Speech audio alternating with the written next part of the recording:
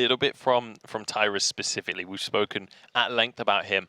What else are we expecting to be in this draft? Are we still expecting Arden to be a huge priority from what we've seen across the rest of today? Yeah, since Grace will most likely be banned in the first phase, Arden is going to be a huge pick for both teams. They do prioritize it, although G2 does play Finn.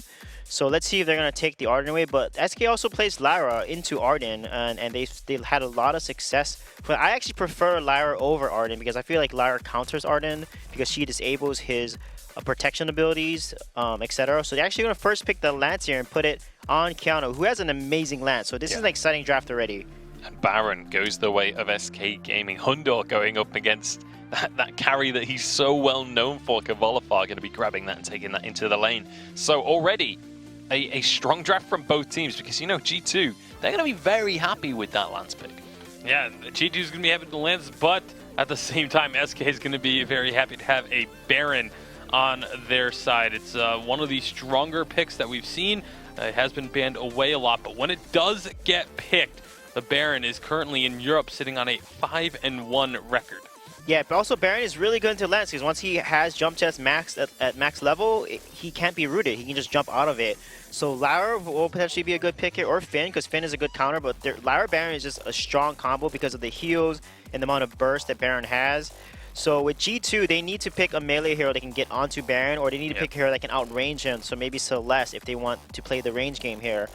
There's also, you know, Kestrel, CP Celeste, Kestrel, Idris. Idris, so they need to either play a dive comp that can get onto Baron or a poke comp that can outrange him. So let's see what G2 decides here because they have a few options. I know that Hundor does like that Celeste, but he's also shown that he can play melee heroes like Idris. And even, I mean, Vox is open too. I mean, they can always pick the Vox as well. So to actually go with Ringo here, maybe it might be CP, but CP wouldn't be good into a Lyra heal comp here. So it should be a weapon Ringo with a, CP Ringo with a weapon Lance. Okay, there you go. I mean, we've been talking about how G2 have been running very interesting compositions. This is going to be another one of those two heroes that you usually expect to be captains. Probably not going to be the case in this game. What do we expect SK to do to round out this composition? How do you finish out this comp with a Baron and a Lyra? There's a Baptiste, there's a Taka if you want to counter the Ringo really hard. They have a few amount of, there's a CP Blackfeather too, is going to work really well with a Weapon Baron.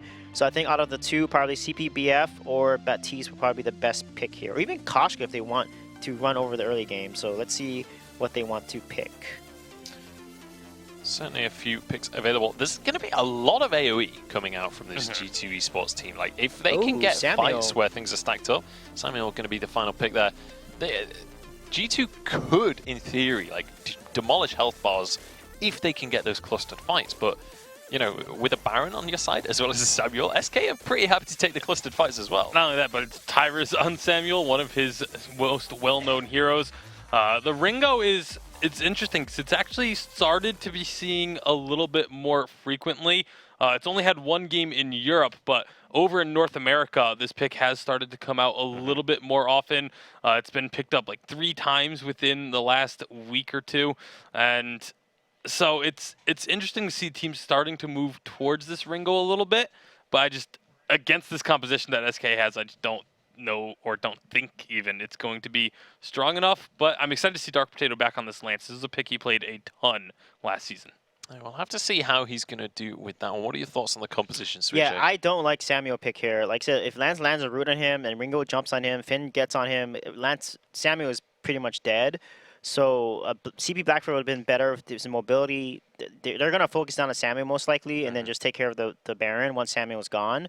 So let's see how this plays out. So I'm thinking I'm going to lean towards G2 because of Dark Potato's Lance, and they're so comfortable with the comp that they're playing. So we've got an analyst for either side. Let's see how this one's going to pan out. It's just about time to head on into our finals. Let us know who you are going to be supporting as we head on into this one. It's G2 up against SK El Clasico here in Europe. We'll see if that's going to be the case as we pass it over to our casters.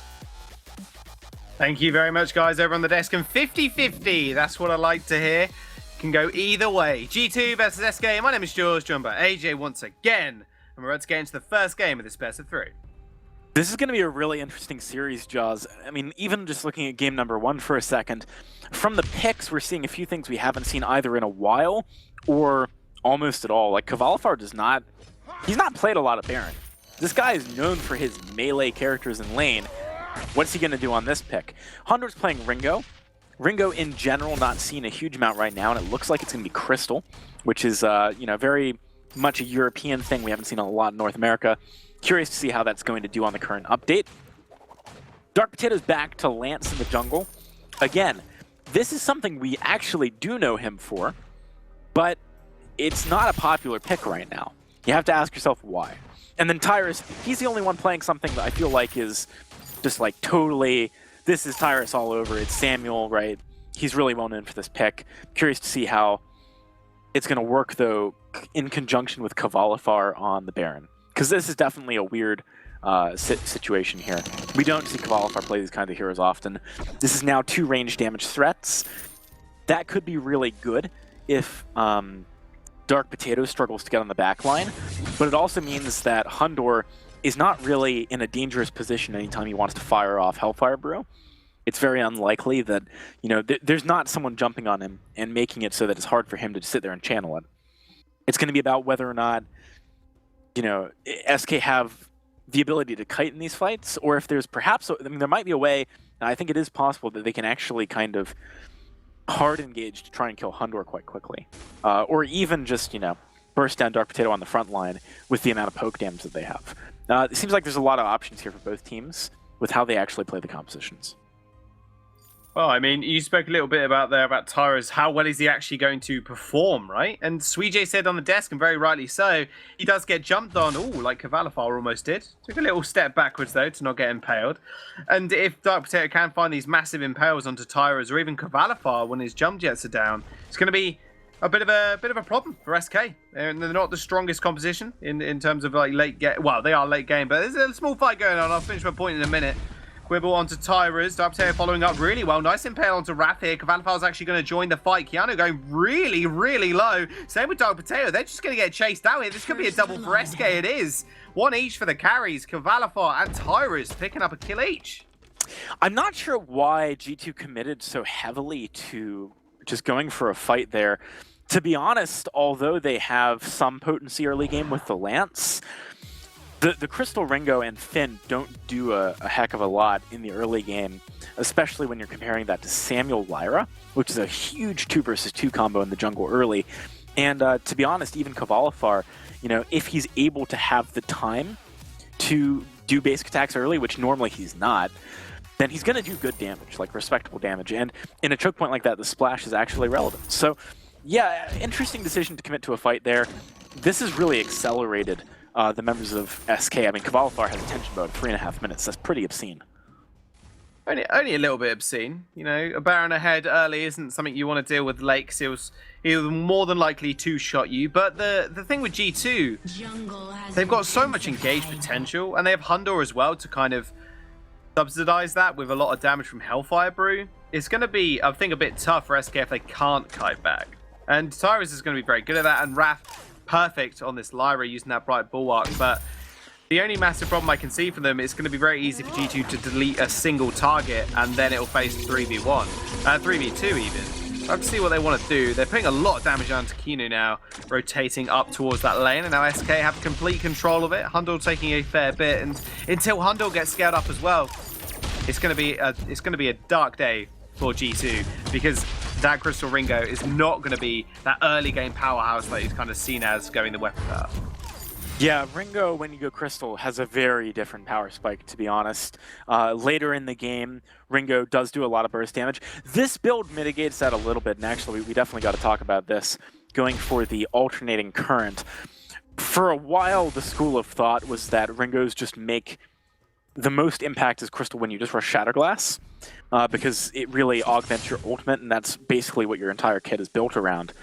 But recently, when we do see Crystal Ringo, which is not frequently, we've been seeing much more of the alternating current build, which does give you the ability to fight early, because with Twirling Silver, you're actually attacking pretty frequently. It's one of the best attack speed steroids in the game, and it actually means that you're doing respectable damage with your basics. This is, I think, a smart pickup against what SK brings to the table here and paired with the Lance, but I'm not entirely convinced it's enough for G2 to be able to fight early. And therefore, I wonder if, you know, they're looking to maybe fight in the mid game, if that's G2's plan here.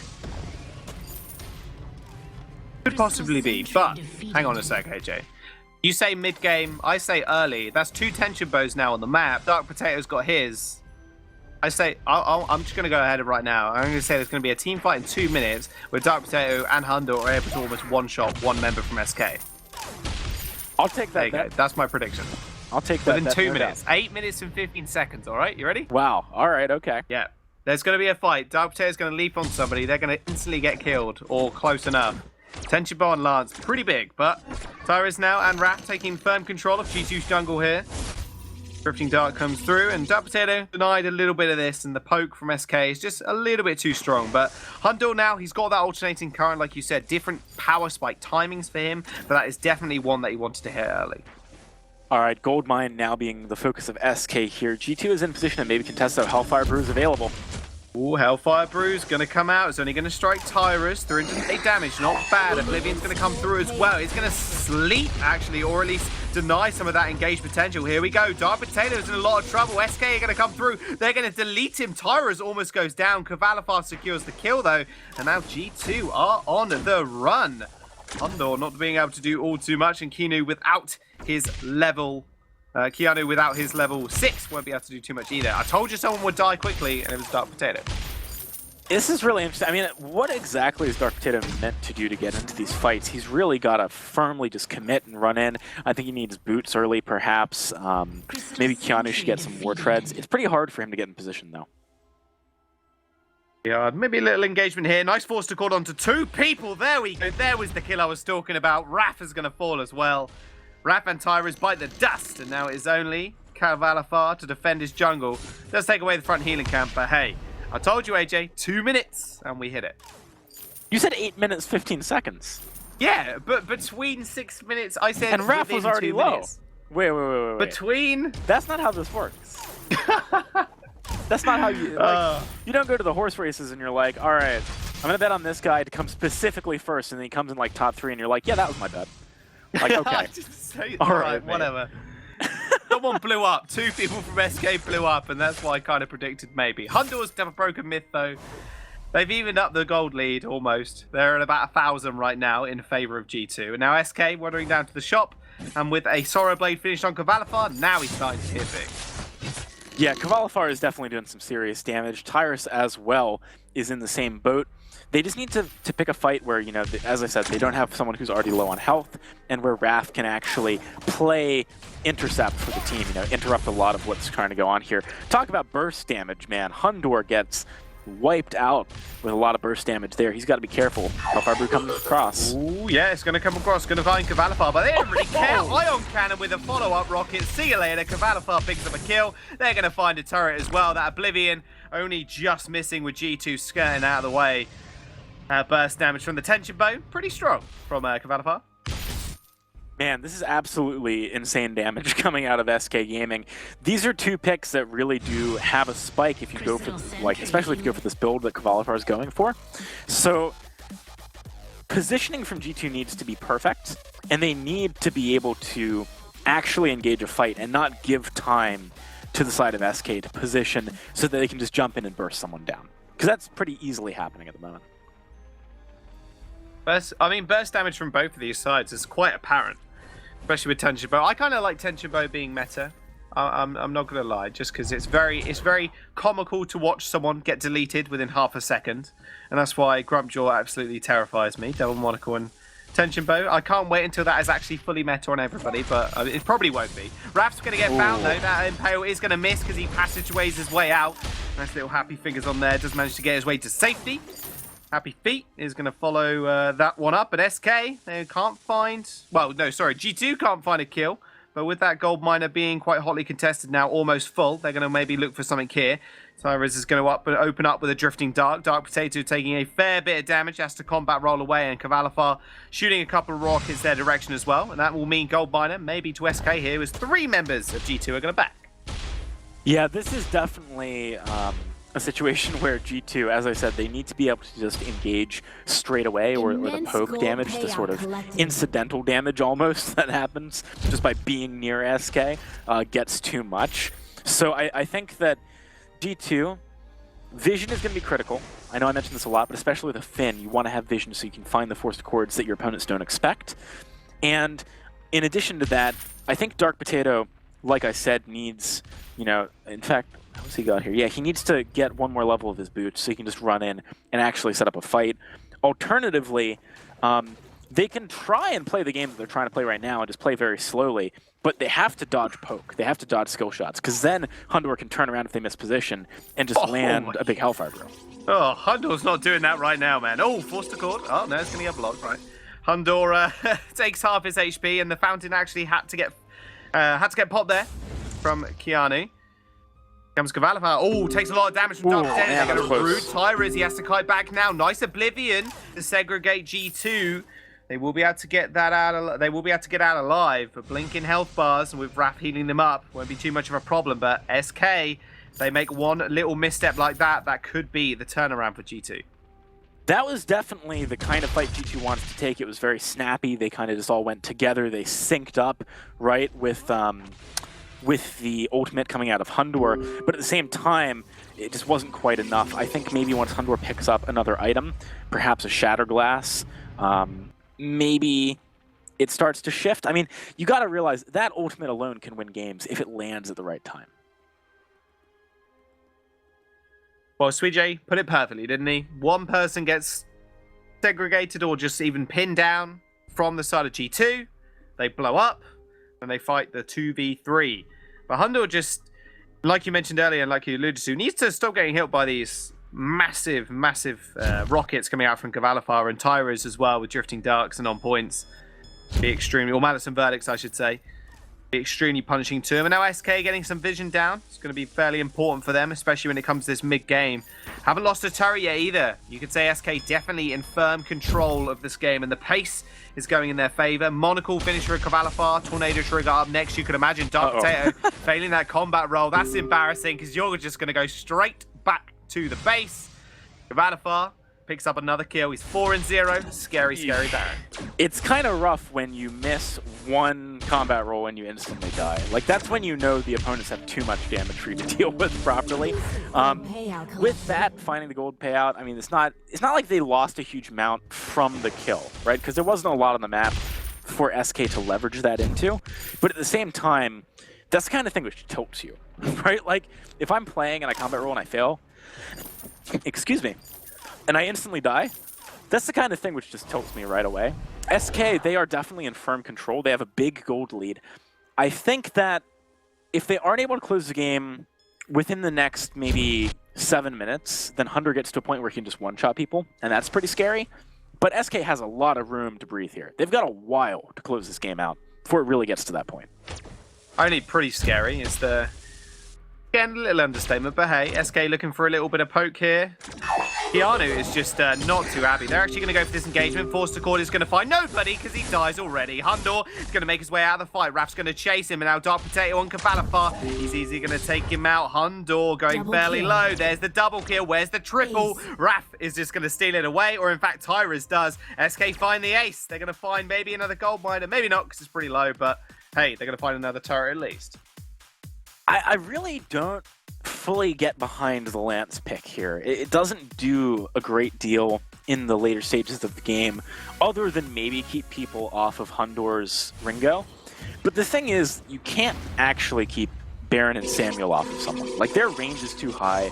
Their ability to sort of damage your carry from outside your zone of influence is too easy.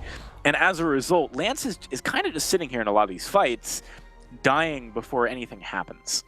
Because he wants to be on the front line, but he can't be. You know, he's not tanky enough.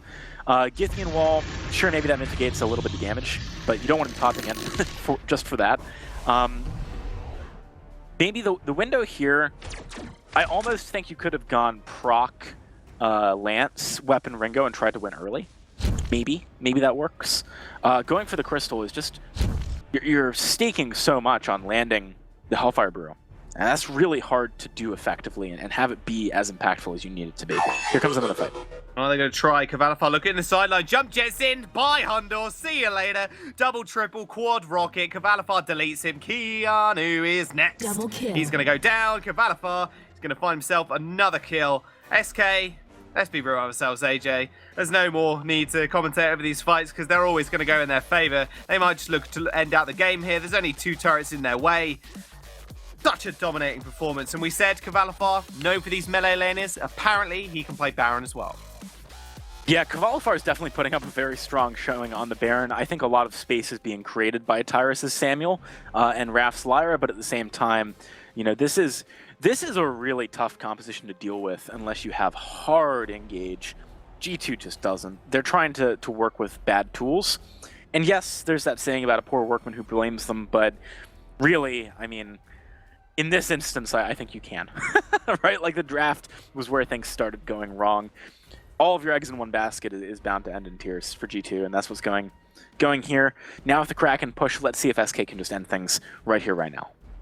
All your eggs in one basket will end up in a lot of crushed eggs or crushed dreams for G2. Force Cord's going to get blocked. That Kraken's still wailing down on that turret. Oblivion's going to come out. It's going to get blocked. And there comes the Iron Cannon as well to chunk out Keanu.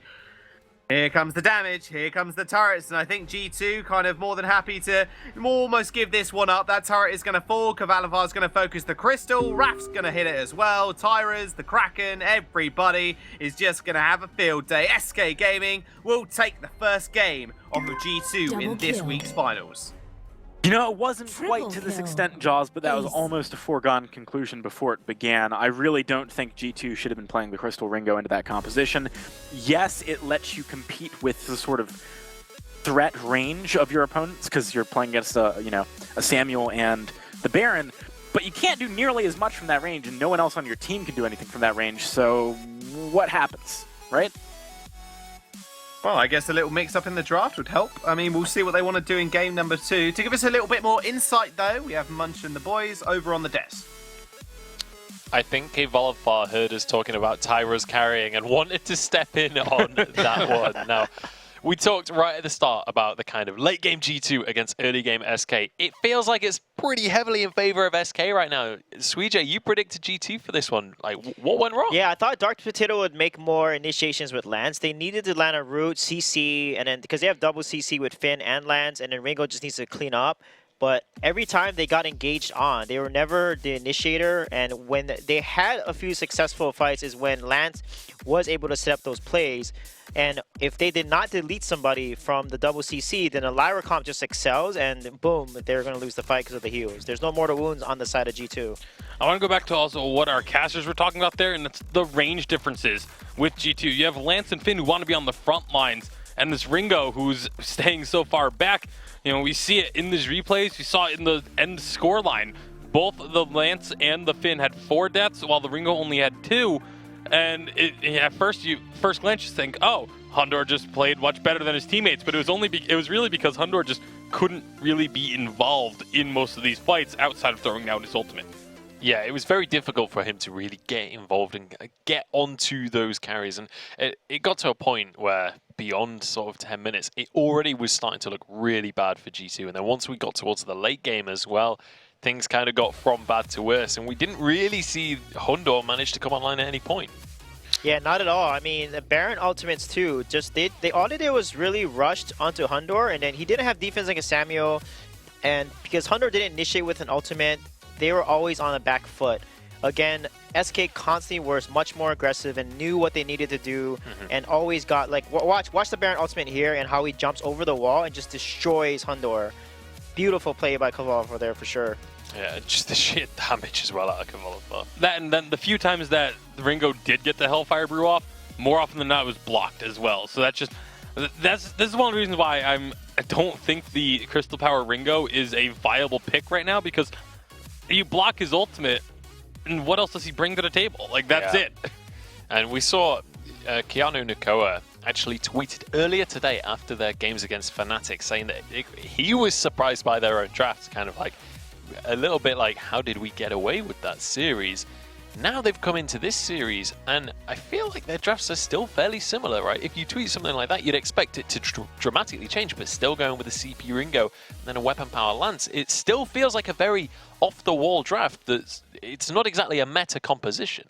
Yeah, not exactly meta composition going up against what is a rather meta composition. And like you said, when you see a tweet like that after the semifinal series, you expect that they might rein it in a bit for the finals. And I guess they didn't go quite as off the wall, but it still was not a conventional draft whatsoever. I mean, it's the first Weapon Power Lance I think we've seen this season, and the CP Ringo doesn't exactly have a great record, so I'm not convinced by it. We'll see whether they're going to change it up. I mean, what are you expecting, Sweej, coming into this next game for them to... Are you expecting them to just rein it into meta? Because it feels like that's just not going to happen. Yeah, I think playing CP Ringo to a healer was probably not the best idea, and then also they rushed Slumbering Hush, which completely countered the burst damage coming from the ultimate.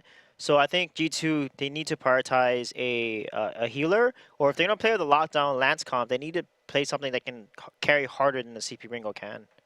So maybe with a Baron, they should do that, because that's what they've done before, and it worked out really well for them. Well, SK Gaming is not going to allow that Baron through, and G2, they're not going to give Tyras that Grumpjaw. So Grace, going to be the first pick for SK Gaming. Vox is available. We're kind of looking towards those default drafts that we've been seeing the last couple of weeks here. And again, Vox is just so good against Grace. It's one of the few heroes that can deal with a Grace with relative ease. So it would make so much sense for G2 to go for this pick. If they don't take the Vox here, it's very likely to get banned against them so that they can't grab it. And if they didn't pick up that Vox, they would have been asking for a loss already. Yeah. So G2 actually starting to get a little bit more normal with their drafts. We'll see if that's going to continue. Yeah, Vox is good against Grace because he's mobile, he can dance around her. So I think SK will probably ban Lyra and not give it to G2 because Vox Lyra composition is extremely strong. But G2 doesn't need to pick the Lyra because, you know, I don't think SK is going to run a Lyra with a weapon Grace. Hopefully not. So with Lyra, you have CP Blackfeather, you have Samuel. There's a lot of options you can play with a Lyra. So I think they might be banning Lyra here. But we'll see. They might ban a jungler that they don't want a Dark Potato on. I like the Batiste ban as well coming out from G2. Denies that Batiste-Grace combo. We saw how terrifying that can be towards the early stages of the game. How difficult it is to escape when they're both level 2. Yeah. They've both got stuns and they've both got crazy damage as well. Yeah, it's just such a strong pick. The Samuel is going to be banned away as well. Ooh, they're going for a jungle ban. Yeah, that's a little bit interesting. Samuel is a pick that they have kind of trended towards on G2. They don't really have many heroes that are a trend for them because they've only played 6 games thus far, but it's still a situation where they've played that Samuel twice. It's one of like 3 or 4 heroes that they've played twice, so it's a comfort pick that SK just doesn't want to deal with. Yeah, and that's fair enough. Blackfeather going to come on through. That's going to be going into the hands of Dark Potato. So very strong pick, something Tyras likes to play as well. So you get to pick it up and deny it. But on the other side, the Kestrel will be locked in. We've seen... Yeah, there's maybe a weapon Kestrel lane out. And, okay, so it's going to be CP Kestrel with a weapon Glaive. And Glaive Grace is actually really strong because you can afterburn someone into Grace's Holy Nova. That's a double stun. Not only that, but we talk about when you have this Grace, you need someone who is a hard engager, because that's your prime target to just go ahead and engage with the Grace, get that Divine Intervention as you soak up the damage, and Glaive fits that bill perfectly. We'll see whether they're going to be able to get that dream combo actually happening. Kath is going to be the lock-in here for G2. We saw Catherine played yesterday, I believe, and it was played to great effect. Very, very effective pick. We'll see whether that's going to be the case. I believe it was played into a Kestrel yesterday as well. Yeah, actually G2 played it. Keanu's Kath, he landed a 6 silence that aced the team once he turned level 6, and then that ended up helping him snowball to win the game. Yeah, so we'll see whether Keanu can kind of repeat that performance. This is definitely starting to feel like a pocket pick for him, but honestly, he's going to need to repeat that performance from yesterday if they want to get themselves on the board here. They are 1-0 down. SK looked terrifying in that first game. Yeah, SK looked so strong. This is a much better draft from G2. The Catherine can do a lot against the Kestrel, lots of damage reflected, and also has such a short cooldown on her Merciless Pursuit, can cancel out Divine Interventions if it's timed properly. So I do actually really like the Catherine there, but I'm still going to say that I'm leaning a bit towards SK just because of how clean they have looked in their gameplay for the most part today. All right, so we've got one SK fan on the desk. How are you feeling about the draft? Based on how SK's playing and they're being more proactive and aggressive, I think SK will probably take this game as well. All right, we have a full SK desk right here. Unsurprising after that first game's results. We'll see if G2 can persuade my analysts in this game or whether SK are going to run away with things with a 2-0 victory. Don't forget to get involved on social media using that hashtag Vainglory8. Let us know who you're going to be supporting, whether you think G2 can come back into this series. Even if they can just get one extra point in this series, it all makes a difference when you're as far down the scoreboard as G2 are. SK, they're looking phenomenal right now. They're looking to climb the scoreboard again. Yeah, like you said, G2, or we touched on it before the series started, 1 point is all they need to get themselves tied with Rising Lotus. And I don't know exactly where the tiebreakers stand. I believe actually Rising Lotus has the tiebreaker over. That's a hurdle we can get to. I'm pretty sure they have the head-to-head because in week 1 it was Rising Lotus that beat G2. Yeah, well, so, we've got another week before head-to-heads come into play. Anyway, it's time to get on into the game. SK versus G2. Let's see how this one pans out. Thank you very much, guys. And hey, there we go. Turn from a 50-50 to everybody going on SK's boat. This could very well be the final game if they have a clean one as they did in game number 1. SK versus G2. My name is George, joined by AJ. We're about to get into this second game. And I'm pretty excited to get into this game number 2, Jaws, because I much prefer the comp we have coming out of G2. I feel like there's a sort of return to normality here. That being said, in terms of specifically who is playing what, it is a bit weird seeing Dark Potato on the Black Feather and Keanu on the Catherine. Catherine particularly, a little bit weird. But I think it's more normal than what we've been seeing, and I think that's a very good thing. Raph just doing what Grace does, going for early invades. We pretty much expect to see this every time. It makes a lot of sense. Kestrel Grace is going to be a very scary duo in the jungle, by the way, so keep your eyes on them early on and whether or not they can impact Dark Potato and his ability to scale here. We'll have to wait and see. I mean, the thing is, let's look at that kind of scaling potential. We saw G2 not run with that specifically. Keanu's actually getting jumped on here. Kavalapar with the Artemis. This could be first blood. I think it is. Man, that pathing from Kavalapar so tight-knit, and he picks up first blood. That was really beautiful to watch. That's not a play I think you see happen up until this update when Grace gets added. Because it was really, I mean, no one else can duel like that as a captain early on. So I really, really like that play. Kavalapar finding himself an early kill is going to be massive for his lane as well. He does, though, have to contend with a very big lane wave here pushing in, which means he's going to be slightly delayed in, for example, being able to go back and get new items. Whereas Hundor just backed and is going to be coming back to lane with a slightly bigger power spike. So this is definitely a situation where Kavalapar, look, he's got to back here. Even though there's wave right at his turret that he wants to farm, he knows he'll be behind in items, and that means he won't be able to actually trade with Hundor if he doesn't go back. Yeah, smart pickup from him as well. He's going to pick up a 6 sins. He has got a little bit of armor as well on him. He's attached that small light armor to himself somehow. Hang on a second, I'm looking at the wrong thing. Raph is just going to get jumped on. Keanu, though, is going to come up and hit Tyrus a couple of times, but here comes Kavalapar. He finds 1 kill. Can he find Dark Potato, though? They're going to run after him. Benediction straight into the Holy Nova. He's just going to get stomped on. Kavalapar, impressive indeed. Comes up with his 3rd kill of the game. Man, Kavalapar holding the afterburn just until it was about to run out in order to actually land that stun into the wall rather than knocking him away, buys Raph time for the Holy Nova. There is a lot of early game crowd control on the side of SK that obviously no one has reflex blocks to deal with at this stage. It's making it very difficult for the side of G2 to avoid getting picked. SK, if they keep this ball rolling, is going to have a really huge advantage heading into the mid-game and even later into the early game. We've seen a lot of teams struggle with keeping the pressure on. They've, for example, found good pressure in one fight and then nothing past that, or they've only been able to capitalize on mispositioning rather than actually going aggressive. That's not what we're seeing here from SK. They are setting up some of these plays. That's exactly what they need to do with their composition.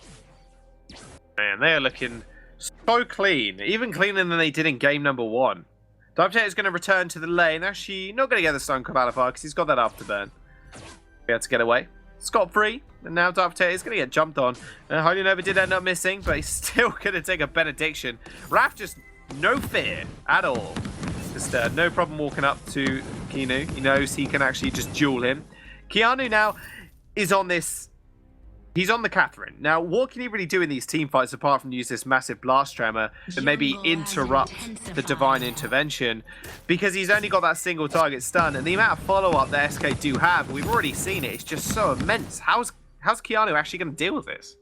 Well, if he can actually initiate a fight with Blast Tremor, that can allow for Dark Potato and Hundor to have a window of opportunity to deal damage without counter-engage. That's pretty big. Also, Divine Intervention, like you mentioned, is something very important to interrupt. He has 2 ways of doing that. That could be huge. Also, any time that Raph or Cavalifar commits to an engagement of their own, he can counter-engage very cleanly with the stun, or even by going for the silence. So Keanu, it's flexible. It depends really on the situation. I think that's one of the strengths of the pick for Catherine in this game. You don't know exactly how this game's developed, but you do know that SK has a large number of ways they can fight you, just because of the flexibility of things like Glaive. So this definitely gives them options. That was a really nice get Sonic found zone. out. Nice. He's going to use those boots as well. Very nice positioning there from Hundor. Cavalifar, he did find the pick off, but Hundor more than wise and does manage to get out alive. That was a really, really nice Sonic Zoom. If he had not done it just then in just that direction, I think probably the kill comes through. So Hundor showing his skill. I like that he's back on this kind of pick from earlier on when we saw the Celeste. It worked out, but I'm not a huge fan of it for him. SK, things have slowed down a little bit for them. You know, they're not pushing the tempo quite so much. I think they're waiting for Tyrus to hit his first item because he is very, very close to that right now. And also, you don't often talk about this, but boots activations are very important for early game fights. With Tyrus having burned his a while ago, it does mean that if they commit to a fight, they really are committed. He can't then just like back up, for example. Here comes a fight though. Oh, Keanu's in the middle of it all, though. Hang on a second. Cavalifar is just going to get deleted instead. Dark Potato with the on point is going to be able to finish off the kill. G2 laying in wait for SK to step up, and they stepped up one too many steps forward. They end up paying the price, paying their life. Cavalify is going to go down, first kill of the game for G2, and he's going to go on Dark Potato as well, so that's going to be a really nice little boost in gold for him. Whoever's the team initiating these early game fights tends to have the edge, and you can see there G2 was the one setting it up. Also worthy to note is that Dark Potato had just hit level 6. That meant that he was able to Rose offensive, and Tyrus misplayed slightly by going for the active camo stun a little bit too early during the animation of the Rose offensive. So that actually really was what allowed Dark Potato to get the targets he needed to. Plus, Hundor, although he has not hit a huge spike, does have a poison shiv, and if you don't hit him first, if he's not your main target, then he is going to do a lot of damage over the course of a fight. Kiana, Nako, and Blackfeather are a very cohesive front line that SK need to deal with, and they were not able to get on the right target in that last fight.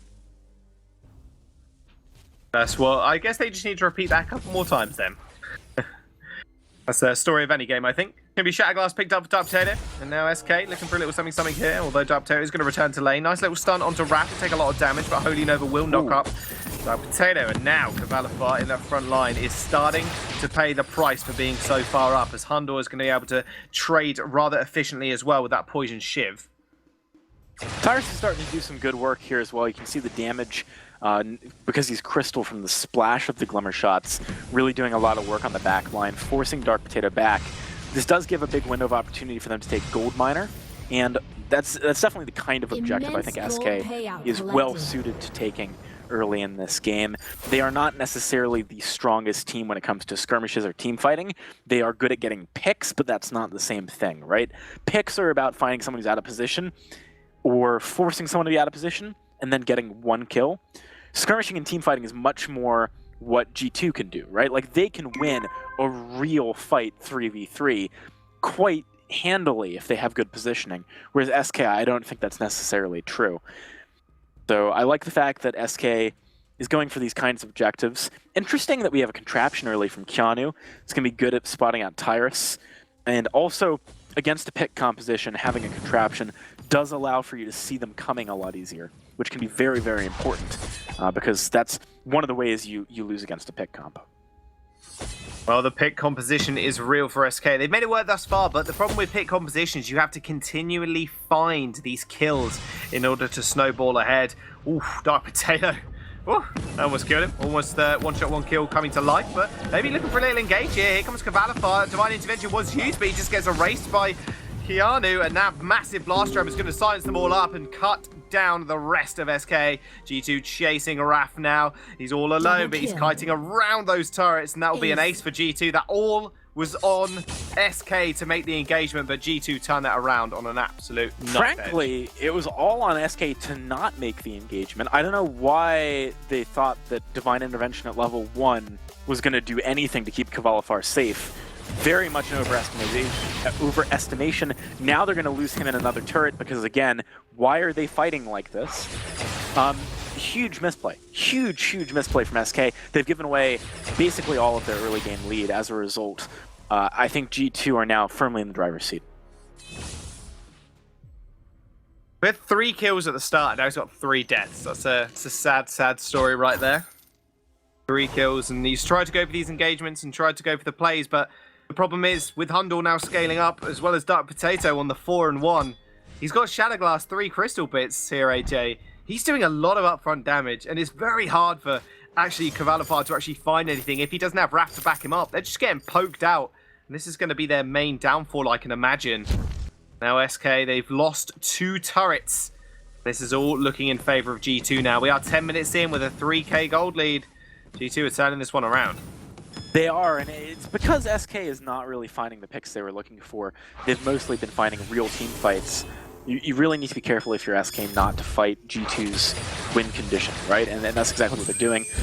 Trying to jump in here, get something. Not going to be able to do it so far. Oh, hang on a minute. There's going to be a stun lands onto Cavalifar. He's going to have to exit that fight. Nice Divine Intervention. Now Tyra's just takes an on point for about 400 damage. Blast Tremor, Dark Potato, beautiful on point. Executes Tyra's as he tried to escape. G2, they want a game number 3 here, AJ. They are not willing to give this one up. They're getting close to me saying they're almost certainly going to be able to do it. Really, SK, as I said, not finding fights that they can win. Cavalifar might be able to go into steal the gold mine here. Might not be worth it. It's quite a bold play. Dark Potato should be able to turn around for damage. Yeah, they do not decide to actually all in on that one. Oh, wow, that was close. Okay, that almost killed the Catherine, but, you know, Dark Potato there to save his life. That's another gold miner straight over to G2. Atlas Pauldron's finished for Keanu now. Here we go. This is it. This is their time. G2 coming back in.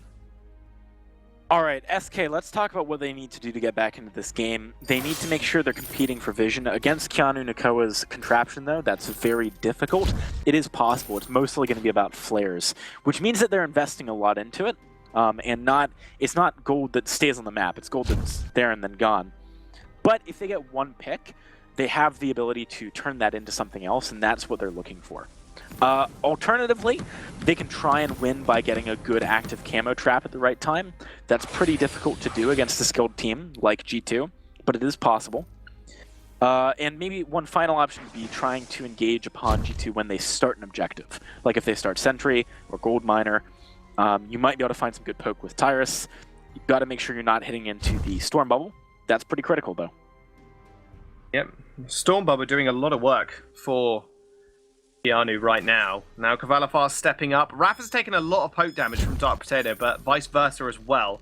Tyra is being able to step up now with that Broken Myth, and Shatterglass is very important to him. And now SK have to deal with this big minion wave that is dealing, or is building up in the lane, so they are just going to clear that one out. And they just need this first turret down. That's all that's in my mind right now, AJ. Just to open up the map a little bit more, because G2 is so safe to kind of find these engagements. Speaking of engagements, Keanu is going to find Raph. They're just going to jump straight on him. Dark Potato, Rose offensive. That was that. You're dead. Tyrus finds the kill. Overstepped his mark. And now Keanu is going to get jumped on Hondo all the way for it. They're going to find 3 people. Divine Intervention to heal Cavalifar up even. Tyrus just deletes Dark Potato. Rose offensive to his death. That is a sentence and a half. It was Rose offensive to me, you could say. No, it was far too far. Oh, here we go again.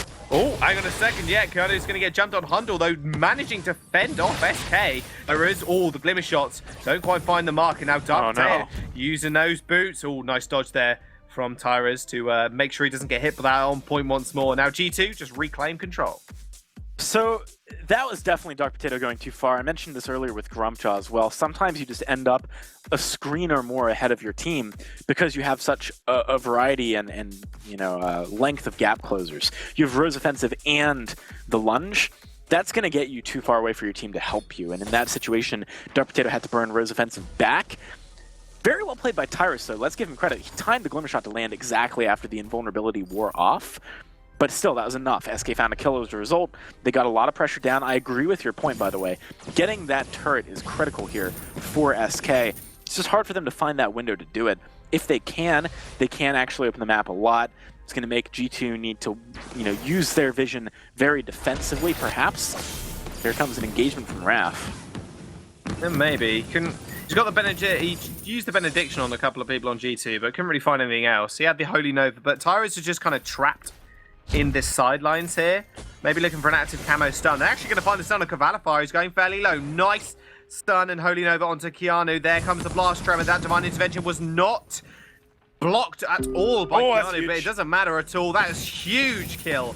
Raf is going to go down as well as Keanu. Now, SK, they are still on the back foot here. Tyrus couldn't follow up on the rest of that fight. So low. Honestly, it's better for the side of SK if they trade captains, so long as the rest of the team doesn't lose too much health. The thing is that Catherine does more than just being interruption, right? Like just being a stun and a silence. The bubble against a Crystal Kestrel is one of the best abilities on the entire G2 Esports team against that hero. If they trade Raf for Keanu, and SK has not lost too much life, then SK definitely goes in for the fight. So I like the fact that G2 backed away and played safe there. I think that was very smart. Well, they still haven't lost their lead. Their gold still firmly in their favor. 4,000 to be precise. Ooh, trying to make a little sneaky play around the sidelines. That turret is very low as well. It's about quarter HP. Active camo traps being set up here by Tyrus. Now going to get spotted out, though, so they know what's going on. They know what's going down. No stun, but regardless of that Storm Shield did more than enough damage to subsidize that, and now Tyrus actually has to back off because of that. Stop hitting yourself, Tyrus. What are you doing, man? Yeah, literally that.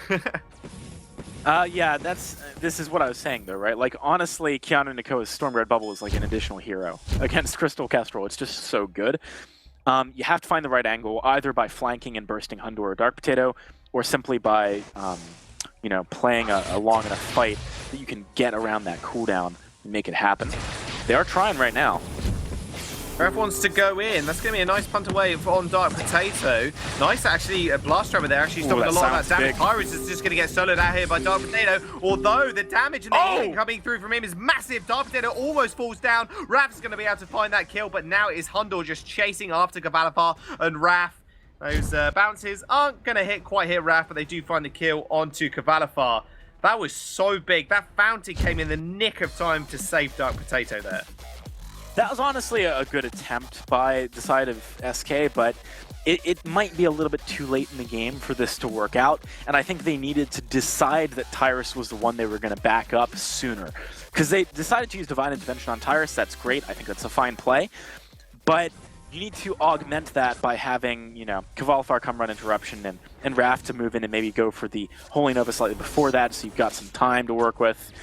Tyrus just didn't have enough time to work with there. Raf, he might try to steal this. I'm bold. Would be bold. It's not going to happen. G2 just going to take that one. Yeah, there was no quite need. There was too much damage. I mean, Raf as a captain, Grace as well, isn't going to do all that much. Now G2, they have secured themselves a Kraken. They're wanting this game 3 here, AJ, and they want it now. I really do think they can find it here. It's all about whether or not Tyrus can blow someone up. He hasn't shown a propensity for being able to do that so far. I do think he could be a little bit bolder with flank plays.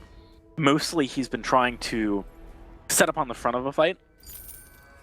But, you know, at the same time, it is very difficult against Contraption to do that. You've got to be very... Hundor. That was really close, though. I gotta give him that. Really close to Hundor just walking into the trap. Oh, Hundor just goes in regardless. Kavalifar's going to find him. Hundor just going so aggressive. He's even tanking up the turret there. He pays for it, though. Tyrus is going to find the kill. Rose offensive over the wall from Dark Potato. Now they're going to focus their sights on this Kraken.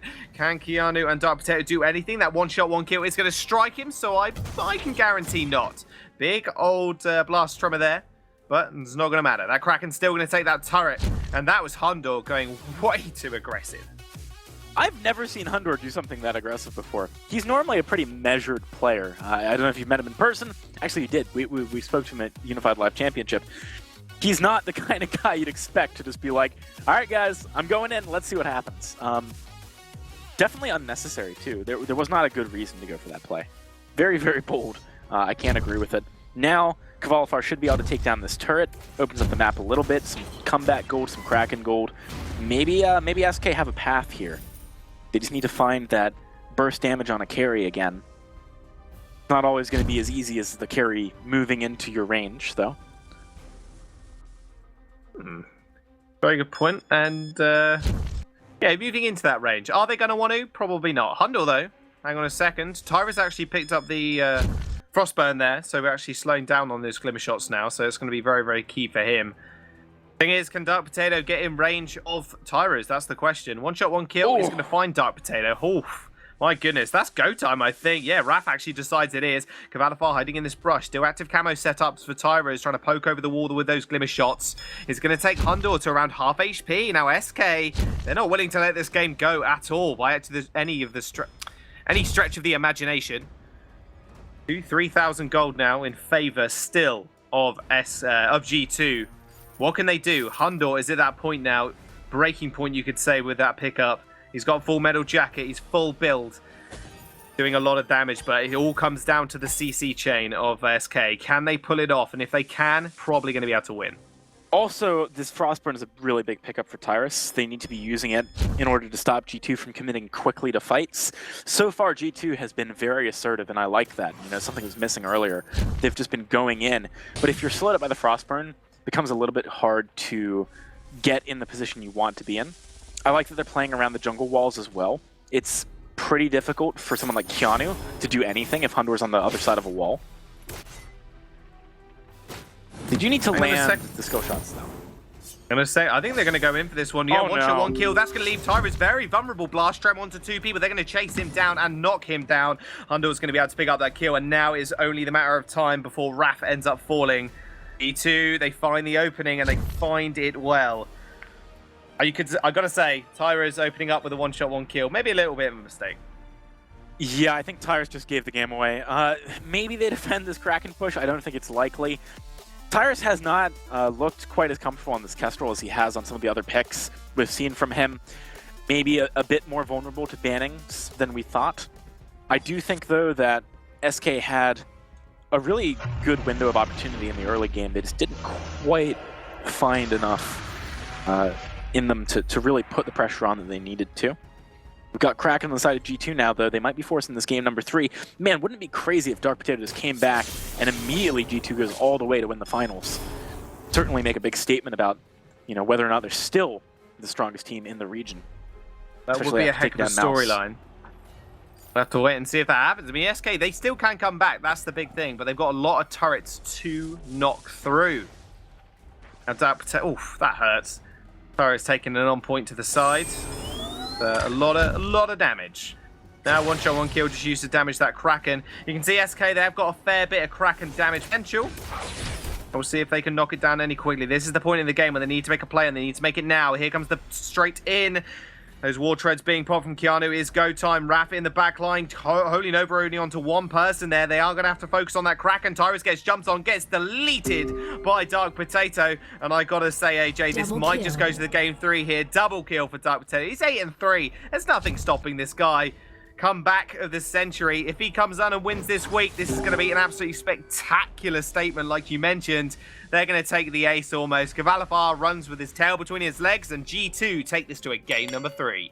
And they do so in style. Every single member really played very well in this game. I think, you know, Dark Potato did a great job of shutting down Tyrus. Keanu did the same thing, and Hundor was able to deal with Kvalifar very nicely. Moving into Game 3, I want to see SK pick something that is early game, sure, but not just good at getting picks, good at skirmishing too. Well, last game, last chance now for SK to win this week 3 of the EU VG8. G2, though, with a mighty comeback. We're going to jump over to the desk. They're going to give us our insight a little bit more. Thank you very much, guys. Well, what a game that was. When it got to the late game, G2 seemed to have an edge. They very close to threw that one away, though. I feel like we should highlight Hundor just a little bit, because there was an intriguing play where he kind of went solo 1v3 under a turret. It was a little bit questionable. It's like Squirrel. Intriguing one way to word that one. But yeah, there was a couple of mistakes towards the later side of the game from both teams. It definitely could have gone either way towards those late stages. Let's talk about the early game first, though, and kick off where the game kicked off. What started this whole snowball rolling? Well, I mean, early on, it was actually SK were all over G2, using this Grace and Glaive combo so effectively right off the bat, able to find themselves a few early kills. Yeah, they had 2 kills by the 2:30 mark and 3 kills by the 4-minute mark. And then it was just looking really, really solid for SK. I mean, they're comboing their Holy Nova with Grace, with the Glaive Afterburn so well. Kvalifar holding that. This is where they threw, though. G2 gets ace here. Kvalifar gets a Divine Intervention. He goes in. Black Feather already poked him down, like 20% health. And again, Catherine gets that level 6 power spike. And Keanu lands a beautiful silence there, and then they get the ace here, and then this just goes in G2's favor. Dark Potato on CB Black Feather played so well. He always kept his distance and went in when he needed to, and poked really well, especially landing some key on points onto Kestrel. Yeah, and at that point, it's about knowing the numbers. So you have Kvalifar, who's extremely low on this Glaive. But the idea behind it is, okay, we're going to give him the Divine Intervention. He's going to get that huge healing and then be able to go right back in. At level 6, without any crystal power, that Divine Intervention heals for about 400 health. At the point where this Black Feather was at, his on point was dealing about 400 damage. So it completely canceled out the ultimate with one ability. And so again, just kind of not respecting the damage that was coming out of the Crystal Black Feather. It's a little bit of a shorter cooldown as well than the Divine Intervention. But once we got towards the later stages of the game, you could tell it was a very high stakes game, because we saw a fair few mistakes from both teams. Yeah, I liked the idea from SK here. They were constantly trying to set up these active camo traps, but just really well played by G2, knowing that was the goal for SK and not falling into it. There was only a couple times that they actually ended up on those active camo traps to begin with, and just it's all just about that positioning from G2 in the late game and the vision.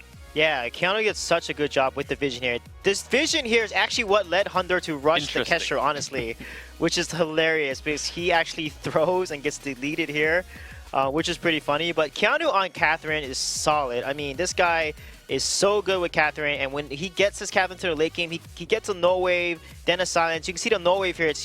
Grace's no wave. She can't fountain Kestrel. She can't do anything, and by then, when the fountain comes out, it was already too late, and they lost the fight. And Grace used her Divine Intervention on herself, and that's when you know you won the fight. Yeah, I love how on that Hundor dive as well, there was a moment after he gets stunned where you see him kind of realize, like, there's no going back from this. Like, I've committed too hard. But either way, in the end, G2 do manage to take it with... They did have some solid team fighting. I've got to say, Dark Potato, definitely a highlight player for them across the course of that game. He was the one that I feel really clinched it for the team. Yeah, it was just really well played again. I liked the draft that G2 had that game. It was just based on the performance in game 1 was why I think both of us went with SK. But G2 finally decided to play a bit more to what we saw yesterday from G2. And that's the G2 that is one of these top teams. Absolutely. Now let's start to look towards this next draft. What are we anticipating out of G2? How did they round out this series and manage to take, I guess, their throne once again, actually winning once more? Or what does SK do to deny that from happening? I want G2 to pick comps that they can poke or out-poke their opponent with. They tend to excel because they're initiating, they are dictating the flow of the battle.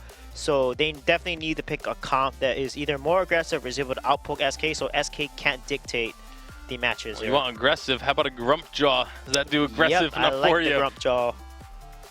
Grumpjaw is, well, again, one of the most aggressive junglers at the moment. It can win out early games just single-handedly with the level of damage. Assuming it does go weapon, that's where we want to see this Grumpjaw build into. But now it's up to the side of SK to take some of these counters. They're going to grab the Arden because they want to prioritize their captain. They feel, again, Europe in general is very big on prioritizing this Arden, but they're going to need Kestrel, Scarf, or Rhyme. One of those three. If they don't have one of those three, I don't think SK wins this game. They're probably going to ban Lara here because they don't want to give a Lara Grumpjaw composition over to G2. So if anything, they may ban actually Samuel or Backfeather, not give it to Dark Potato here, but I think Lara ban would make the most sense. Instead, they're going to go ahead and ban the Baptiste. So that leaves Lara open for G2, and G2 is going to go ahead and ban the Samuel, which is smart because Tyrus played so well in the Samuel game 1. So this is a very smart ban coming out from G2 here. Yeah, and allowing that Kestrel through as well, they kind of want Tyrus to play that Kestrel if they can, because it didn't really work out for SK last game, despite, Tyrus having this reputation of crystal junglers. Kestrel just didn't seem to be his jam. Yeah, it's a little bit of a different play style from a lot of the other crystal junglers that he is known for.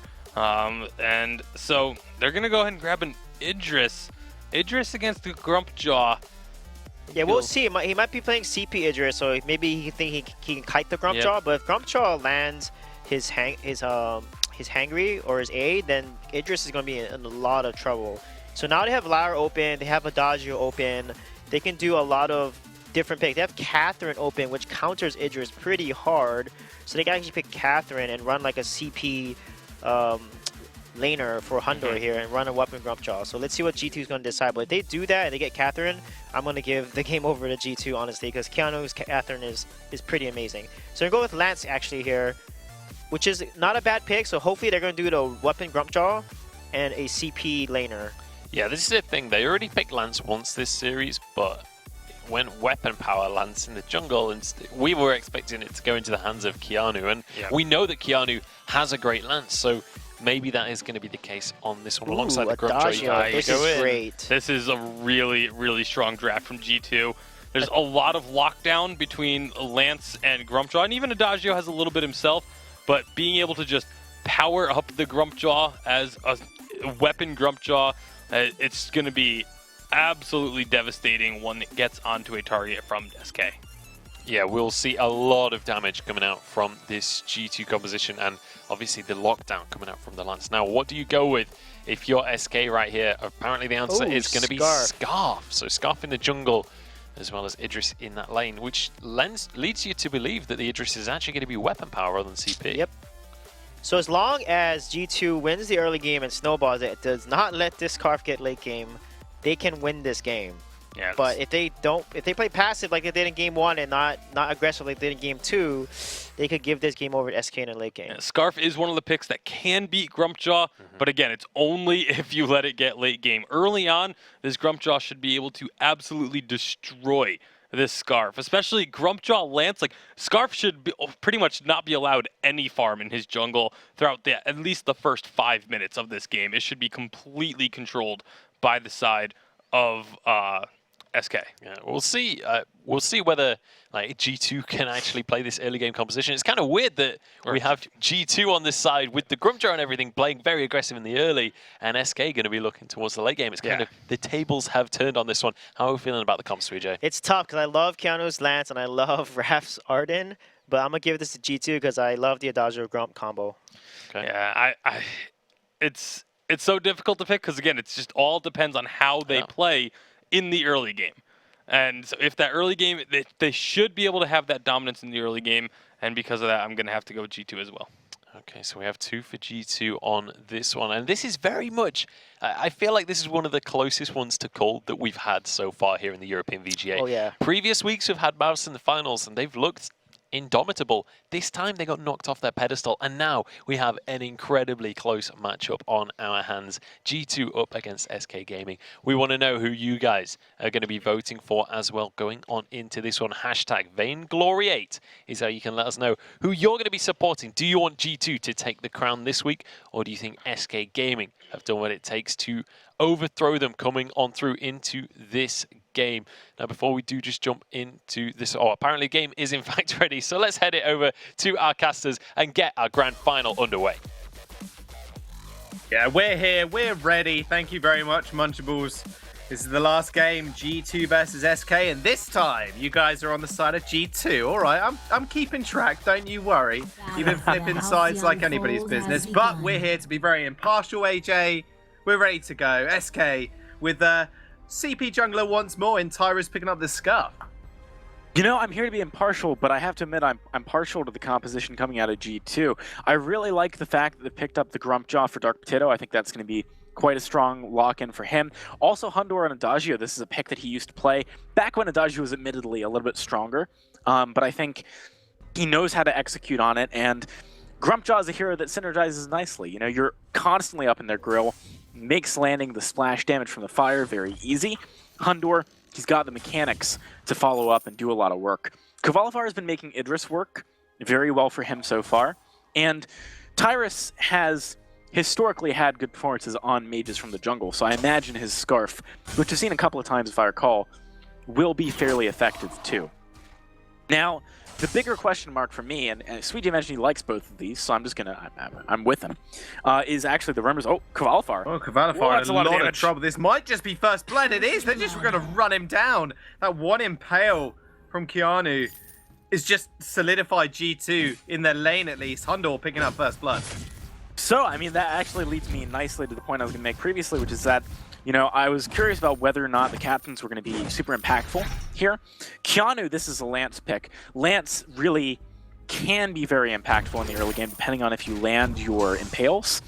You saw what happens when he does right there. I mean, that was very, very strong stuff. Putting Hundor up to an advantage early is always going to be a great spot for you. And Dark Potato didn't get punished for it. Yes, Elder Treant did get picked up by SK, but that was not at the detriment of Dark Potato's jungle. Like, he didn't lose anything, really. It was just kind of like an additional thing that SK picked up. But picking up Elder Treant doesn't do very much for Kvalifar, whereas getting the kill for Hundor does a lot for him. So I think that this is going to be a bigger difference in the early game than you might expect, especially if G2 finds more. You know, they want to keep going on to Kvalifar here with more impales out of Keanu. They're going to want to keep going time and time again. Tyra's actually might be in a little bit of trouble. In fact, Raph is. Raph's actually the target of aggression for G2. He's on the wrong side of things. Hundor's going to meet them. They're going to pick up another kill, and that will be one on the board for Dark Potato. Nice route, actually. Nice stun. Nice Githian wall as well to follow up. Tyra's in a lot of trouble. Hangry from Dark Potato might just sentence him to his own death, but Tyrus is going to run away. Same with Kvalifar. Can they find the executing blow? They cannot, but they find the route. And that'll be all said and done. Raph is just going to come back in, and now Keanu actually just getting chunked out. Tyrus and SK looking like they want to even this one up. Oh, God. What's going on? Raph is going to get impaled. He's going to get Githian walled. Tyrus, he's trying to do all he can, but Hundor's going to run him down. That's 2 now on the board for Hundor, with Dark Potato picking that one up. SK kind of faltering now. Yeah, this is Adagio's early game, in case you guys forgot, since he hasn't really been played so much recently. It is very, very difficult to deal with, and G2 is abusing it right now. I mean, they are applying a lot of pressure. I honestly thought that Dark Potato was going to die to the burn. Very surprised he did. What is Raph doing here? Dark Potato, I can't believe he didn't jump on that. Wait, that was SK's flare. I think it was SK's flare. Okay, never mind. So, also, Hundor able to get 2 kills for his team there, right? This is now such an advantage early for G2 that if they snowball it, it should just be quite a solid game for them. The problem is that you've got to find the windows to keep snowballing it, and good vision and all those kinds of things can really mess with your plan. We'll see if SK adapts properly. Kvalifar is very hard to gank for Keanu. That roll great for getting out of the way of impales. That damage, though, coming out of Dark Potato is very hard to get away from as well by SK. He has picked up the tension bow now. No real other power spikes across the board for SK. And Hundor rotating down now. You can imagine he just is going to pick up the alternating current straight up. There we go. Yeah, he's got it. Cool. So G2 now on a 2-item power spike each for their carries. And now it is Dark Potato's time really to shine on this Grumpjaw. We know what devastation it can cause, and we've seen Tyra's already on it. Can Dark Potato replicate that? Honestly, I think G2 should just go fight around the Sentry. They can easily win fights around there right now. They've got sustain, they've got crazy damage. Keanu's got, nearly, I mean, if he wants, he can just go buy Fountain on the way there. They are definitely in the position where they can force things. I mean, look at Kavalifar. He's not able to contest anything right now. He doesn't have the items. No items, no damage. And guess what? G2 say no problem, because we've got all the damage we need. Dragonblood contracts, by the way, from Keanu. Just thought I'd point that out. He has finished the Fountain as well, so definitely wanting to go on that early aggression. Now Dark Potato hitting that level 6 mark is bad news for Kavalifar. If he can dodge an Impale, good luck dodging a Stuffed alongside that. Is just going to have a little trouble as well. Kavalifar only, until level 6, has the one escape maneuver, and definitely they can be synced up from G2. In fact, Raph, unlikely to get away here. I don't know, AJ. Look at, sorry, my thing lagged a little bit there, but we're in the fight still. Tyrus is just trunking out Hundor, but Hundor just healing way too much. Gideon Wall's actually going to find a kill, and Dark Potato will secure it. My goodness, that was the worst possible time for my device to be a little funny on me, but G2 nonetheless are going to pick up the 5th kill. It's only 6 minutes in, they got a 2k gold lead, and that turret is just going to be scrap metal at the end of this. Bye-bye. Oh, that's not where you want to be, Kavalifar. Dark Potato and Hundor chase him up, they secure the kill, and they secure the turret. So, trying to fight there, trying to actually save the person who gets eaten, feels like a non-starter to me. It's just so risky. Kavalifar was relatively healthy throughout most of that fight. The problem is, it's a weapon Idris at like 6 minutes in the game. Doesn't really do much. Weapon Idris is really a later game hero. So, trying to sort of chase your loss, right? Like you talked about this in poker. Maybe you're having a couple of bad hands, but you're like, oh, I want to see the flop. Okay, so you invest in the pot, even though you don't have a great hand. That's the kind of situation that's happening here with SK, where they're saying, all right, someone got stuffed. We have literally no way of winning a fight, but I guess we'll try and save that guy, right? Like that is not going to win you a game. It's just going to let the advantage keep building for G2. Sometimes you just have to let go. You have to let that person die. That's such a sad, sad situation when Grumpjaw has eaten one of your allies, and then you just have to watch them just get taken back to their turret and just decapitated by the Grumpjaw tusks. But they're going to start up that gold miner. G2 really want to go on the offensive, but SK don't want to give this one up without a fight. Infusion, actually, from Dark Potato. He wants to fight. He's ready to go. There's the Impale. Does land on one. Dark Potato's over the wall. Now look at Kavalifar's health bar. Gauntlet is going to get laid down here. SK, it's their one time to shine. That Fountain's only going to just save Raph. My goodness, Dark Potato in the 1v3 scenario didn't really mind all too much. And now SK on the run, and the gold miner will get secured by G2 unless SK can say anything about it. No, they cannot. Oh, yeah, really wants to go back in though. Oh, Raph's dead. Oh, see you later. Kavalifar jumps back in. Keanu in a lot of trouble. Kavalifar, can he find his next kill? I don't think so, because Hundor's chasing him up. Tyrus, though, with that Spitfire damage. Can he find the damage he needs? Keanu with the healing from Hundor. Tyrus, one more basic attack, mate. There we go. He finds it. Got boots, gonna pop those boots as well. Goop goes on the floor. Hundor is slow. Tyrus igniting him. He's going to get the heal off, though, and he's going to survive as Tyrus takes too many turret shots. That was not a good fight for G2. They overdid it a little bit there, thinking they could keep the ball rolling after their very strong early game. Sure, you've got a lot of damage, you got a lot of sustain, etc., but you can't just like let SK hit you for free and still think you're going to win a fight. Because Tyrus, he's got a lot of damage, even early on, even with just a Frostburn. Over the course of a long fight, if you get lots of ability activations off, Crystal Mages still do really, really well. And Kavalifar now, at this point, had the Sorrow Blade too, so doing a decent amount of work. He's got a Poison Shiv on top of that Sorrow Blade after that fight. I'd say that, SK are back more in the game than they were before, but G2 are still solidly in the lead. When you have such a deficit, a fight like that only, you know, climbs you a few feet out of the massive hole that you're in. Still, from a moral perspective, you know, you got to be feeling really good. Morale, rather. You got to be feeling really good after that.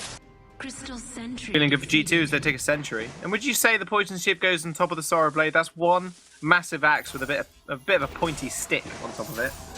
I've always looked at the Sorrow Blade icon and go, okay, so what exactly is it? Oh, G2, hang on a minute. G2 are going for an engage. I'll carry on that in a minute. Cavalifar's going to get jumped on. Dark Potato's going to jump in. Look at the damage! Oh, disgusting. Dark Potato and Hundor take him out, and now Tyrus and Raph just running in there using his boots to try and get the Vanguard off. Wasn't enough to save him. And now G2 walking down this lane with 10 minutes in already. In last game, it was 3k in the gold lead, is 3k in the pockets for G2, and they're making it 5 now. Every game they seem to be improving. That gauntlet is going to get denied as well. Keanu comes up big with the nice Scythian wall. SK, I think they were feeling like maybe they should chase a little bit further here. I think that would be overextending. Cavalifar, yeah, he's full health, but G2 still have things like stuffed available to just make this a 2 versus 3. G2 are not necessarily focusing the things they need to focus when they have good fights, though. They went in there, they could have just probably taken the turret, but instead they tried to dive behind the turret, and it was not working. Oh, whoa! Oh, hello, Damage. How's it going? Cavalifar and Tyrus gonna obliterate Hundor. That's what happens when you don't have Gift of Fire available. That was a nice little turnaround for SK. SK are now starting to turn things around just by virtue of G2 not respecting what SK can bring to the table. G2, if they fight properly, are always going to win these, but they need to do exactly that. Also, if you knock Cavalifar towards Dark Potato, but you don't stun him, that's not a good play. That's going to be bad news. Had to pop the fountain because of that as well. Bad support, bad support. It was bad for Dark Potato, but it doesn't matter because he's still got those double monocles on the go. He's got one monocle now, half a monocle for later on, although he's got a little coin at the moment. Not quite sure how that makes him into a monocle, but hey, could be the lens, but I'm not sure how you'd actually see through a bit of metal, but I'm not the one to judge. Anyway, G2, now a 4k gold lead, yes, but the turret has gone down now. So again, this is what SK couldn't do last time, was open up the map early, and now they've done exactly that with G2's first tier turret falling here, which enables SK a little more breathing room, you could say. The big thing for me is that Tyrus, you know, by virtue of going into the jungle, was already level 10 on the Scarf. That's going to be doing a lot of damage with these Spitfires. You get a lot more just from leveling them up, at least in the early to mid stage of the game, than you do from having gold necessarily. Can G2 find a good fight? They're looking for it. Double impact. Oh! Gauntlet comes through. That's actually a double stun as well onto G2. That was really big of Raph to disengage that way. They're actually going to re-engage here. Those shreds have been popped. There comes the Dragon Breath. Dark Potato melts, and that will be G2 losing a member. These fights are very uncoordinated from G2. I feel like they're crumbling a little bit right now, and I can't really put my finger on, you know, what exactly the problem is. I feel like Dark Potato and Keanu Nakoa are not syncing up in their engagements. Dark Potato went for his dash well after Impale landed. In an ideal world, you want to be saying, all right, I'm playing Keanu, right? You're saying to your teammates, all right, I'm going for an Impale, I'm going to land it, come with me, right? And then you go together. And if you miss it, so be it, you miss it, right? Like, that happens. But you should be going in with the expectation of success. If you don't do that, then you're setting your teammates up for failure because you're just staggering all of your initiation. You can't actually follow each other. I mean, Raph has just been on point in that specific context, right? The following up. His Gauntlet there usage, maybe a little bit forced, but timed very, very well. Nice route actually does land onto Raph himself, and he will get Githian ward as well. But G2 struggling now to make an impact in these fights. Dark Potato can't really find the entrance that he wants. Getting flared out time and time again. He doesn't have that monocle. He's only got the singular one right now. No double for him. And now G2. I wouldn't say they're on the back foot at all, but these fights are just not going in their favor. And SK with this late game Scarf and this late game Idris are going to be such a pain to deal with. Honestly, they kind of are on the back foot right now. It's based on the way that they're playing. Now with Infusions, you've got to realize that the items in their inventory aren't all power that SK has. They're going to be doing a lot of work in these next couple of fights. Well, the next couple of fights might happen just now, or the singular one at least. The gauntlet comes down again. Undor's going to get stunned up, and that'll be Keanu falling already. Undor's just going to walk into, well, not walk into it. He found himself in the middle of it. Fountain's going to get popped for SK. They at least trade 1 for 1, but SK find the ace. They find 3 kills. They find a lot of gold, and now they're going to push on and maybe find a turret. SK, I think we got to give him a lot of credit, because when you're down like you were in the early game this time around, it can be really hard to keep your cool. But they've done exactly that, and they're basically... There's so much pressure and onus on G2 to make plays when you're that ahead that it's quite easy to overextend, overreach, go for the wrong things because you have so many things you could go for. And SK is capitalizing on every single mistake perfectly. Like, they are really abusing the mistakes that G2 are making. Unfortunately for G2, they're making too many mistakes. You know, there's not much you can do other than tighten up and try and come back now in the mid game. But with 1,000 gold difference between the two teams, and Scarf and Idris versus Adagio and Grumpjaw, talking about heroes who spend gold better than other heroes. I mean, Scarf and Idris are 2 of the best for that. They took a course in investment banking, right? Like, these guys know how to make it happen in the late game. Oh man, that sounds like a very boring course. No wonder you had to play a ton of Vainglory to make sure you're not bored during those classes. No seminars. Not too surprised whatsoever. Now G2, they have hit those small power spikes. They have got the Broken Myth. They have got that Shatter Glass, and now another infusion coming through for Dark Potato. Hasn't quite finished his double monocle build. Double gauntlet, that'd be something funny to see. Double gauntlet. I said it again. Double monocle build, AJ. You're losing the plot here, Josh. Yeah, I should probably just stop talking at some of these points. But I mean, at 10 minutes in, G2 were ahead 4K gold, 4,000 gold at 10 minutes, and now they're even at 16.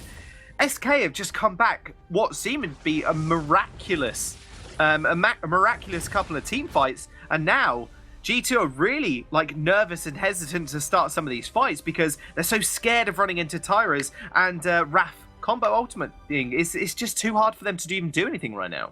G2 needs to have the initiation from Keanu and Dark Potato, A, synced up, and B, land onto Tyrus. That's the only way G2 are going to win fights from now.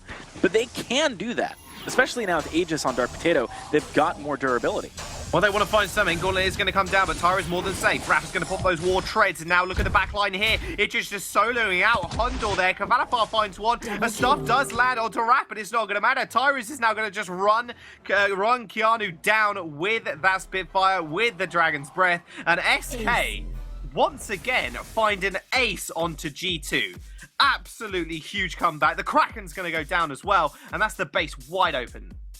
I haven't seen a synced engage from Dark Potato and Keanu since minute 5. I mean, they really aren't working together with the same goal in mind. In that fight, you saw Keanu go in, get on top of Tyrus and cause a ruckus. Dark Potato follows up by popping Aegis to run through the gauntlet. Then he's stuck in the middle of the gauntlet with no way of going onto Tyrus. He sort of sits there for a while, thinks about turning around. Then the gauntlet disappears. He commits to Tyrus. At this point, Hondor's dead, right? Because on the backline, Kavalapar is annihilating him. It's just, I mean, these fights are messy, man. They're not able to actually coordinate. And for Hondor to be effective, you need to have a front line that is coordinated and providing you defense. You can't have Kavalapar being able to get on Hondor for free. It needs to be at the expense of Tyrus dying. Otherwise, you're never going to win a fight as G2. Well, we saw that exact scenario happen. Hondor was on the back just trying to get alternating current, auto attacks off.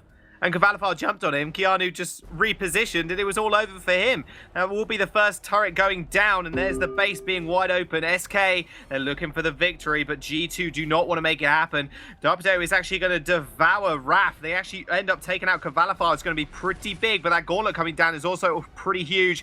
Kraken is now on the Nexus. Tyrus is just going to melt them all where they stand. They need to deal with that Kraken, otherwise it's just going to take the base. Hondor almost falls. Hondor is actually going to go down here. In fact, Kavalapar and Raph are falling here, so it's just Tyrus versus Dark Potato. That Kraken still knocking on the doors. Can Tyrus do it? He's trying to light the goop, but it's not going to happen. He ends up doing it, and the Kraken takes the last hit, the ace for G2, but it doesn't matter because SK Gaming are going to win week 3. Very strong play from SK towards the end there. G2 had real moments this week, but I feel like they still got some bumps to iron out when it comes to their synergy, because obviously Dark Potato took a break. They're going to need time to get back on their feet. I think this was, I mean, it was a fantastic run. They nearly won the whole week. So keep an eye out for them next week. Absolutely. I mean, maybe this is Dark Potato's return, like you said. Bit more practice, and then he'll be getting into it next week. But to break down that absolutely amazing series, you do have Munchables, Sweet and Tasty over on the desk. What a phenomenal performance from SK Gaming. They managed to take it 2-1 in the end. Honestly, it didn't look like that was going to be the case at the start of the game, though. G2 came out swinging at the start. G2 came out swinging, put a lot of pressure onto SK, but they were putting all the pressure on the lane when there's a Scarf on the enemy team in the jungle. This is what we talked about before the game. You have to pressure the Scarf. You have to make sure he does not get to farm up his jungle a lot. They were able to find kills, a couple onto the Scarf, or really just one onto